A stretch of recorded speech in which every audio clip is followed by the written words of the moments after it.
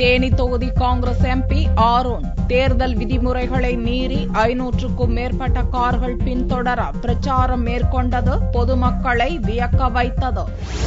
தேனி தொகுதி Congress MP Aaron வரும் லோக்சபா தேர்தலில் அதே தொகுதியில் போட்டியிடுகிறார். இந்நிலையில் தேனி தொகுதியின் எல்லையான காட்ரோடு பகுதியிலிருந்து கூடலூர் வரை பிரச்சாரம் செய்ய இருப்பதாக மாவட்ட காங்கிரஸ் கட்சியினர் அறிவித்தனர். அதன்படி வேட்பாளர் ஆரோன் பிரச்சாரத்தை துவக்கினார். அப்போது 500க்கும் மேற்பட்ட வாகனங்களில் ஆரோனின் ஆதரவாளர்கள் அணிவகுத்து வந்ததால் போக்குவரத்து நெரிசல் ஏற்பட்டது.